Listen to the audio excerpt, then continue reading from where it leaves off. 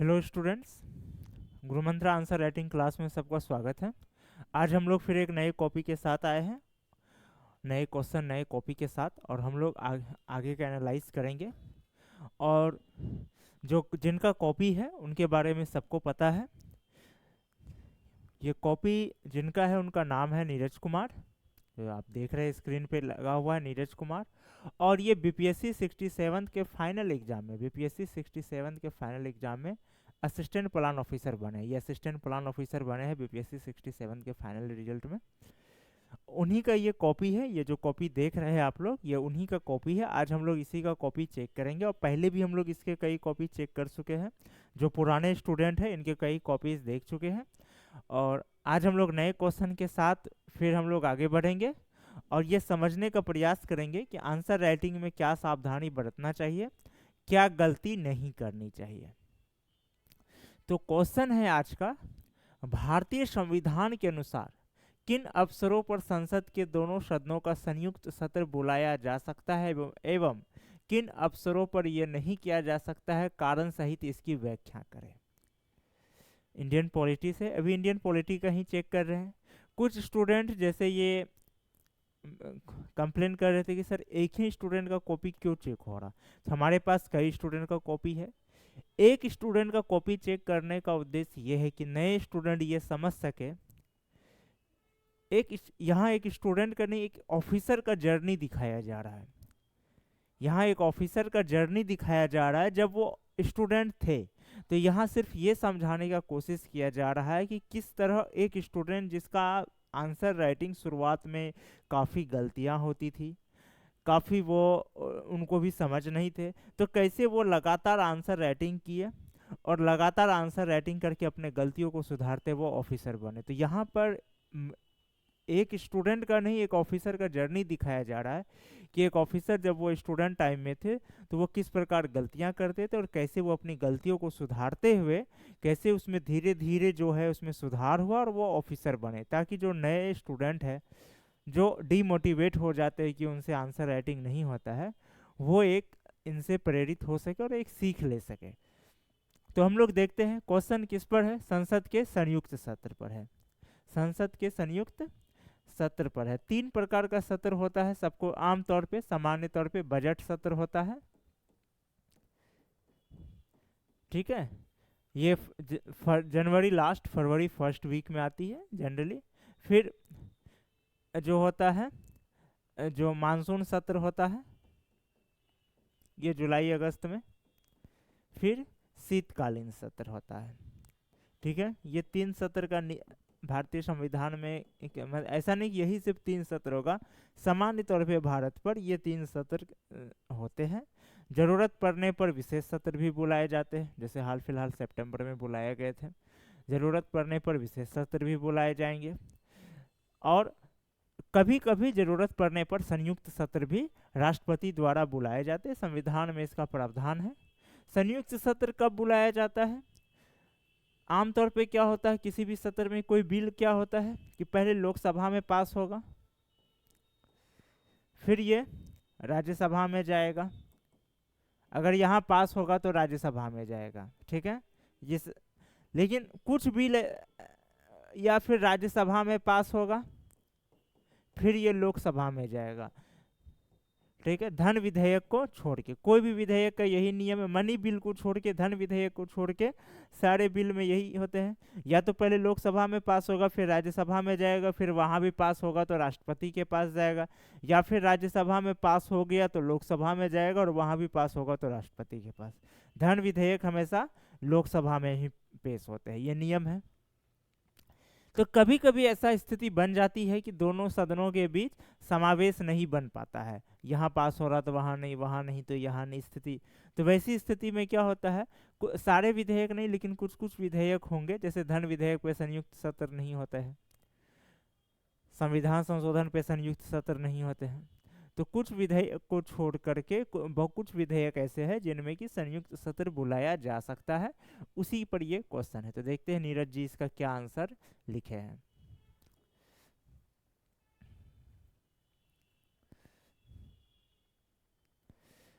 भारतीय संविधान में द्विसदनीय संसद की व्यवस्था की गई है। दोनों सदनों की चयन प्रक्रिया एवं कार्यविधि भिन्न होने के कारण कभी किसी विधेयक पर सहमति नहीं बन पाने के कारण गतिरोध उत्पन्न हो जाता है। ठीक है, यहाँ सही है। उपरोक्त वर्णित गतिरोध को समाप्त करने के लिए भारतीय संविधान के अनुच्छेद 108 के अनुसार, यहाँ पर एक फिर ये मिस्टेक रहा, ये पहले के भी कई कॉपीज में देखिए, अब 108 को अंडरलाइन करना था। ये आप लोग सीखे आगे के लिए, ये तो ऑफिसर बन चुके हैं, अभी इन्हें सीखने की जरूरत नहीं है, लेकिन अब आप लोग सीखें। 108 के अनुसार राष्ट्रपति द्वारा दोनों सदनों का संयुक्त सत्र बुलाने का प्रावधान है। ठीक है, संयुक्त सत्र की अध्यक्षता लोकसभा के अध्यक्ष करते हैं। लोकसभा के अध्यक्ष की अनुपस्थिति में इसकी अध्यक्षता लोकसभा के उपाध्यक्ष करते हैं। ठीक है, क्योंकि होता क्या है, मान के चलिए कि वोटिंग सिस्टम करा दिया जाए, तो स्वाभाविक है लोकसभा का सीट ज़्यादा है, तो वोटिंग में भी फिर क्या होगा, लोकसभा के ही अध्यक्ष को, अगर ऐसा वोटिंग हो जाए कौन करेगा, लोकसभा का या फिर राज्यसभा का, तो स्वाभाविक है लोकसभा से ही चुने जाएंगे क्योंकि वहाँ सीट ज़्यादा है। तो इसलिए सिस्टम विवाद ना हो तो सीधा कर दिया कि, और चूंकि लोकसभा जनता द्वारा जनता द्वारा चुने गए प्रतिनिधियों की सभा है, इसलिए उनको विशेष महत्व दिया जाता है। तो लोकसभा के अध्यक्ष की अनुपस्थिति में इसकी अध्यक्षता कौन करेगा, लोकसभा का उपाध्यक्ष करेगा। फिर कौन करता है, लोकसभा का उपाध्यक्ष करता है, वहाँ राज्यसभा का नहीं करता। देखिए ये सब पीटी फैक्ट्स के लिए भी जरूरी है, ऐसा सवाल पीटी में आ सकता है। संयुक्त सत्र का अध्यक्षता कौन करेगा, या संयुक्त सत्र का में अधिवेशन, संयुक्त सत्र के अधिवेशन में लोकसभा का अध्यक्ष अनुपस्थित हो तो उसकी अध्यक्षता कौन करेगा, वहाँ राज्यसभा का अध्यक्ष दे देगा या सभापति दे देगा, तो मिस नहीं करना, तब उपाध्यक्ष करेगा। ठीक है, लोकसभा के अध्यक्ष एवं उपाध्यक्ष जब दोनों अनुपस्थित है तब राज्यसभा का उपाध्यक्ष करेगा, सभापति नहीं। तब कौन करेगा, उपाध्यक्ष इसकी अध्यक्षता करेगा, तीसरे नंबर पे। ठीक है, और ये भी राज्यसभा के अध्यक्ष कभी भी संयुक्त अधिवेशन की अध्यक्षता नहीं करते। अगर ये भी नहीं है तब फिर किसी को बनाया जाएगा, तब राष्ट्रपति किसी को वो जिम्मेदारी देंगे। तो ये देखिए यहाँ पर आपका पीटी फैक्ट भी इससे मजबूत हो रहा है। ये बार बार कहते हैं कि जैसे बहुत स्टूडेंट कंफ्यूज रहते हैं, पहले पीटी पढ़े या पहले मेंस पढ़े, तो ना पहले पीटी पढ़ना ना मेंस पढ़ना, दोनों साथ में पढ़ना। जब आप एमसीक्यू फॉर्म में तैयारी कर रहे हैं तो वो पीटी का तैयारी, और जब आप उसी को एमसीक्यू के साथ आंसर राइटिंग भी कर ले तो वो पीटी प्लस मेंस दोनों। ये कोई पीटी और मेंस का सिलेबस अलग नहीं है, ऐसा नहीं कि पीटी का अलग बुक है मेंस का अलग, ऐसा नहीं कि पीटी में संविधान अलग पढ़ना है मेंस में अलग पढ़ना है। मेंस में आपको विस्तार पूर्वक पढ़ना है, पीटी में एमसीक्यू फॉर्म में उसी को पढ़ना है, और कोई अंतर नहीं है। पहले होता था ऐसा, पहले क्या था, आज से कुछ साल पहले जहाँ फिक्स था बीपीएससी में 50 से 55 क्वेश्चन आ रहा है, कम से कम 50 क्वेश्चन आ रहा है हिस्ट्री का भी फैक्चुअल क्वेश्चन आ रहा है, एकदम पूरा फैक्ट टू फैक्ट आ रहा है। उसके बाद बिहार स्पेशल का, तो वो जब फिक्स था फैक्चुअल क्वेश्चन सिर्फ आते थे, तब था क्या कि स्टूडेंट को फैक्ट रटना पड़ता था कि हाँ आराम से पहले फैक्ट को रटो, पीटी निकालो, फिर 6 महीने का समय देता था आयोग, फिर 6 महीने तक क्या होता था, विद्यार्थी आराम से मेंस का तैयारी कर रहा। अब वो समय नहीं रहा, अब आपके पास पीटी और मेंस में फिक्स है, 3 महीने से ज़्यादा समय है नहीं। 3 महीना भी कहना गलत है, 2 महीना कहिए, क्योंकि बीच में 1 महीना दशहरा दिवाली वो हर हाल में स्टूडेंट कितना भी कोशिश करे उसका बेकार करेगा, तो 2 महीना ही कहिए।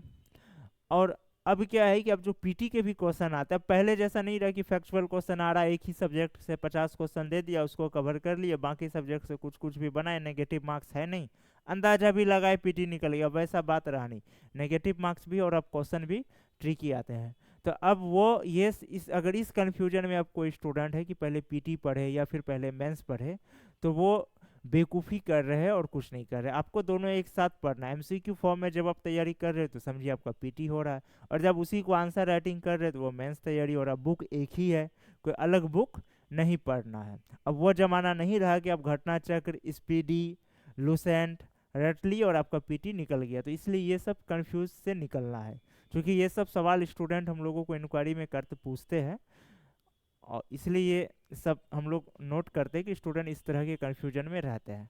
अब हम लोग आगे देखते हैं। महासचिव प्रत्येक सदस्य को संयुक्त बैठक के लिए समय और स्थान निर्धारित करते हुए समन जारी करता है। संयुक्त बैठक की अवधि और स्थगन का निर्धारण अध्यक्ष द्वारा किया जाता है। संयुक्त बैठक को गठन के लिए गणपूर्ति कुल सदस्यों की संख्या का 1/10 होगा, यानी लोकसभा का और राज्यसभा का दोनों का ऐड किया जाएगा 1/10। अगर कोई सीट खाली है, जैसे कोई होता है कोई एमपी इस्तीफा दे दिया है या फिर वो उसकी मृत्यु हो गई है, कुछ भी है, तो वो काउंट नहीं होता है। किसी भी अन्य परिवर्तन या संशोधन का अधिकारी अध्यक्ष होता है। ठीक है, ये हो गया इसका, ये इन्होंने बताया कि संयुक्त अधिवेशन का क्या प्रक्रिया है। ठीक है, संयुक्त सत्र का। अब है ऐतिहासिक पृष्ठभूमि, इसका अगर वो ऐतिहासिक पृष्ठभूमि को भी दिखाया है। ठीक है, अभी तक कुल 3 बार संसद का संयुक्त अधिवेशन बुलाया गया, ये कॉपी लिखने थे। 1961 ईस्वी दहेज प्रतिबंध विधेयक के लिए तत्कालीन प्रधानमंत्री जवाहरलाल नेहरू के द्वारा के समय। ठीक, और यहाँ हालांकि नेहरू जी के प्रधानमंत्री के जगह राष्ट्रपति का नाम देना चाहिए था। उस समय राष्ट्रपति होंगे आई थिंक सर्वपल्ली राधाकृष्णन, नहीं, उस समय राजेंद्र प्रसाद ही होना चाहिए। उस समय शायद राजेंद्र प्रसाद ही रहे होंगे या राधाकृष्णन होंगे, दो में से कोई एक ही होंगे। तो जो भी हो, तो उनका यहाँ पर ये करना चाहिए था। बैंकिंग सेवा आयोग विधेयक के लिए तत्कालीन प्रधानमंत्री मोरारलाल जी, यहाँ भी राष्ट्रपति का नाम देना चाहिए था। आतंकवाद निवारण विधेयक के लिए तत्कालीन अटल बिहारी वाजपेयी। तो ये सब में क्या है, बेटर ये रहता कि आप प्रधानमंत्री के जगह क्योंकि राष्ट्रपति बुला रहा है, प्रधानमंत्री नहीं बुला रहा है। संयुक्त सत्र राष्ट्रपति बुलाता है, सरकार क्या सलाह पर जरूर बुलाता, लेकिन वो बुलाता तो राष्ट्रपति है। तो बेटर ये है कि यहाँ पर राष्ट्रपति का नाम देना था, ना कि प्रधानमंत्री का। तो ये समझने की जरूरत है यहाँ पर। अब आते हैं संयुक्त सत्र के अपवाद। अनुच्छेद 110 के तहत धन विधेयक के मामले में संयुक्त सत्र नहीं बुलाया जा सकता है। ठीक है, कौन सा विधेयक के तहत? 110 के तहत। संयुक्त अनुच्छेद 368 के तहत संविधान संशोधन में भी संयुक्त सत्र का प्रावधान नहीं है। ऐसा इसलिए किया गया, मान के चलिए सपोज कीजिए कभी ऐसा हुआ किसी का लोकसभा में बहुत सीट हो गया, जैसे 543 सीट है, सपोज कीजिए किसी का 350 सीट ही है। ठीक है, 350 सीट हो गया, सिर्फ उसी का अपना है, बाहर वाला छोड़िए। और राज्यसभा में भी उसका 50 सीट कम से कम है, 400 हो गया। अब दोनों मिला के होता है कितना? दोनों मिला दिया जाए तो अब अगर ज़्यादातर खाली रहता है तो लगभग वही 400 का 750 प्लस समथिंग सीट का बनता है। तो 750 प्लस में जो बन रहा है या 800 ही बन रहा है। ठीक है, अब इसका यहीं पे एक ही पार्टी का 400 हो गया, एक ही पार्टी का 400 एमपीज हो गया दोनों मिला के, तो वह संयुक्त सत्र बुलाता जाएगा, संविधान संशोधन करता जाएगा, फिर तो कोई बिल उसके लिए रुकेगा ही नहीं। फिर वो संयुक्त धन विधेयक में तो इसलिए नहीं दिया गया क्योंकि वहां तो ऑलरेडी राज्यसभा का कोई पावर है नहीं, वो सिर्फ सलाह दे सकता है, वो भी सलाह मानना ना मानना लोकसभा की मर्जी है। और 14 दिन तक अगर वो पास नहीं करता तो उसको पास ही समझा जाएगा, तो वहाँ कोई पावर है ना। और यहाँ इसलिए नहीं दिया गया क्योंकि सपोज कीजिए ऐसा हो गया कि किसी का ही दोनों मिला करके 400 से ज़्यादा एमपी हो गया, जैसे वर्तमान में भी जो सरकार है बीजेपी की सरकार, इनका लोकसभा और राज्यसभा मिला के 400 प्लस है। अब जरा सोचिए कि अगर ये 368 में भी अगर संयुक्त सत्र का प्रावधान होता तो हो सकता है कि सरकार संविधान अपने मनमानी कर सकता था, ये खतरा हो सकता था। जब चाहे हम संयुक्त सत्र बुलाएंगे, संविधान का जहां चाहेंगे वहां संशोधन कर देंगे। अभी क्या है, अभी वो लोकसभा में तो पावरफुल है लेकिन राज्यसभा में पूरी तरह पावरफुल नहीं है। तो अगर लोकसभा में वो करा भी लेता है पास, तो राज्यसभा में जाके वो बिल निरस्त हो सकता है, मनमानी नहीं हो सकता है। लेकिन अगर संयुक्त का रहता तब तो मतलब अन्य पार्टीज का उसको कोई जरूरत ही नहीं रहता। तब यहाँ क्या होता है, एक तरह का कह सकते हैं कि पार्टी का तानाशाह आ जाता, एक पार्टी का तानाशाही शासन आ जाता। ऐसे भी सरकार पर आरोप लगते हैं, खैर उस पर हम चर्चा हम लोग को नहीं करना है। जो आरोप लगा रहे हैं, सही लगा रहे, गलत लगा रहे, वो अलग राजनीतिक मामला है। तो ऐसे भी लगते हैं, तो उसमें तो फिर आरोप का कोई बात नहीं, वो सच में हो सकता था। यानी ये ऐसा नहीं कि वो करता ही करता, लेकिन ये पॉसिबल हो सकता है। ये नहीं कि वर्तमान कोई भी सरकार हो, ऐसा नहीं कि ये फर्स्ट टाइम है जबकि किसी सरकार का लोकसभा राज्यसभा में ऐसा स्थिति है। इससे पहले भी रहा है कई सरकारों का, राजीव गांधी के समय में भी 404 तो उसका सिर्फ लोकसभा में था। तो अगर उसको तो कोई जरूरत भी नहीं था, राज्यसभा से नहीं भी मिलता था, सिर्फ संयुक्त सत्र करना था, उसी का सिर्फ लोकसभा का एमपी से ही कोई भी बिल पास हो जाता। तो इसीलिए जो है ये व्यवस्था, इसमें ये व्यवस्था नहीं दिया ताकि पावर का मिसयूज ना हो। इसीलिए कहा भी जाता है कि हमारे यहाँ क्या है, संशोधन का प्रक्रिया कठोर भी है, लचीला भी है। सभी अध्ययनों से ज्ञात होता है कि संयुक्त अधिवेशन गतिरोध हल करने की विधि के रूप में संविधान निर्माताओं की दूरदर्शिता को प्रदर्शित करता है। इसमें सब ठीक रहा। अब जैसे ये अपवाद तो दे दिया है, चलिए ठीक है, वो नहीं भी लिखा तो कोई बात नहीं। जैसे यहाँ क्वेश्चन था कि किन अवसरों पर ये नहीं किया जा सकता है, कारण सहित इसकी व्याख्या करें। ठीक है, तो ये कारण, ये नहीं किया जा सकता है इसका तो वर्णन कर दिया, लेकिन कारण नहीं बताया। कारण जो होना चाहिए था, कारण क्या कि भाई एक कारण तो यही है कि चूंकि राज्य धन विधेयक के मामले में राज्यसभा का ऑलरेडी पावर नहीं होता है, और दूसरा इसके मामले में क्या था, इसके मामले में है कि अगर ऐसा होता तो क्या होता कि फिर संविधान संशोधन में किसी एक सरकार का या किसी एक पार्टी का पर ही वर्चस्व बढ़ने का खतरा रहता है। यानी अगर कोई ऐसा पार्टी है जिसका लोकसभा में बहुमत पूरा है और राज्यसभा में नहीं, सपोज करे अभी ही सपोज करे किसी एक पार्टी का 425 सीट आ गया, अभी ही सपोज करते हैं, दोनों मिला करके कितना हो रहा है, 425 और ये सॉरी 543 इधर से है, 238 इधर से है, सॉरी 233 फुल भी है। अगर सारा को भी हम जोड़ देते, 245 को ही जोड़ देते, सारा का सारा सदस्य है, 245 का 245 सदस्य फुल है। ठीक है, हम सबको लेके चलते हैं, 748 सब पहले ही बोले थे। ठीक है, 748 वैसा। अब किसी का यहाँ 400 है, सपोज कीजिए बीजेपी का 400 है, ओ सॉरी 788 होगा ना, यहाँ 448, हम यहाँ जीरो काउंट कर रहे हैं, 788, 543 और इसका भी फुल एमपीज है, इसमें भी सारा एमपीज भरा हुआ है, कोई एक सीट खाली नहीं है, 788 हुआ। अब 788 में से अगर देखा जाए तो लगभग वही 395 का चाहिए बहुमत, 300 पर किसी भी बिल को 395 साधारण विधेयक में, 2/3 विधेयक में भी अगर चले तो वही 550-600 के आसपास में जाएगा। ठीक है, अब सपोज कीजिए किसी का इसमें 450 सीट आ गया है, 450 आ गया इसी में, और एक संजोग कहे और राज्यसभा में भी उसका 100 सीट के आसपास है, 100 प्लस सीट है, तो अब उसको कोई ज़रूरत नहीं हो। तो ये खतरा ना हो इसके लिए क्या किया गया है, 368 में कहा कि संयुक्त सत्र नहीं होगा, ताकि किसी एक पार्टी का वर्चस्व से ना हो, अन्य पार्टी का भी क्या हो, वर्चस्व बना रहे। अभी मान के चलिए जब गवर्नमेंट को कोई बिल पास करना होता है तो उसको अन्य पार्टी से भी सलाह मशवरा करना पड़ता है, उनको उस पर बताना पड़ता है कि देखिए ये बिल लाने से देश को ये फायदा है, इसलिए ये बिल पास कीजिए। उसमें क्या होता, कोई ज़रूरत ही नहीं है हमको आपसे बात करने का, मेरे पास तो ऑलरेडी एमपी जाइए आप। अब बाकी के पार्टीज मना कर रहे नहीं, ये बिल खतरा है, वो बोला रहा है, उसको जरूरत है ही नहीं दूसरे पार्टी का। इससे क्या हुआ, पता चला कि कुछ दिनों में धीरे धीरे संविधान पूरा संशोधित हो गया, एक नया संविधान मिल गया, और वो नया संविधान पता चल रहा है किनके अनुसार है, वो नई एक ही पार्टी के विचारधारा के अनुसार है। तो इस खतरा को से बचने के लिए 368 में क्या किया गया, यहाँ पे प्रावधान नहीं रखा गया, और इसमें देने का कोई मतलब था ही नहीं।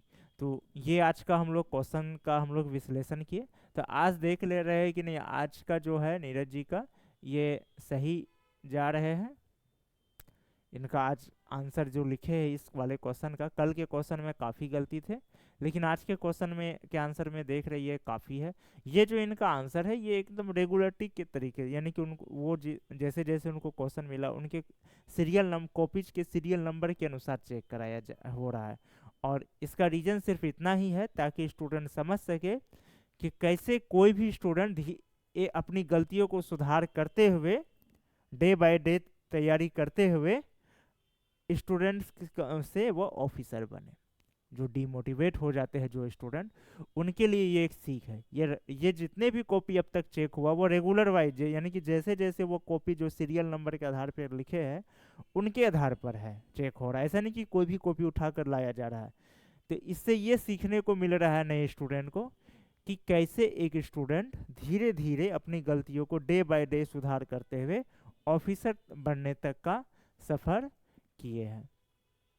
ठीक है, तो आज का जो इनका कॉपी है, यदि इसमें मार्क्स देने की बात किया जाए तो आज के कॉपी में इसका मार्क्स दिया जाएगा 10 में से इनमें को मिलेगा 5 नंबर। यदि वह कारण लिख देते या कारण सहित व्याख्या करते तो 1 मार्क्स इसको और बढ़ता। क्योंकि ये कारण छोड़ दिए हैं तो 10 में से इनको 5 मार्क्स रहा है। 4 ही लाइन छोड़ा, ज़्यादा कारण नहीं था, लेकिन बहुत इंपॉर्टेंट चीज़ छोड़ दी ये, क्योंकि क्वेश्चन में ये संलग्न है ये पॉइंट, और इम्पोर्टेंट पॉइंट को, इम्पोर्टेंट चीज़ों को वो छोड़ दिए। अगर क्वेश्चन में कहा देखा जाए तो यही एक ऐसा चीज़ है, बाकी ये जितना इसमें लिखना है वो सबको पता है, वो किसी भी बुक में मिल सकता है, वो कोई भी स्टूडेंट उसका व्याख्या का। ये एक ऐसा पॉइंट है जहाँ की आपका विजन का चेक हो रहा था और वो उसी को छोड़ दिए। तो इसी वजह है कि इनको 1 मार्क्स कट किया गया, बाकी आंसर इसका सब सही है। तो 10 में से आज इनको 5 मार्क्स मिल रहे हैं। आज का कॉपी जो है ये कंप्लीट हो चुका है इनका चेक। अब हम लोग फिर नेक्स्ट क्लास में फिर इनके नए कॉपी के साथ मिलेंगे। क्लास जुड़ने के लिए सभी को धन्यवाद।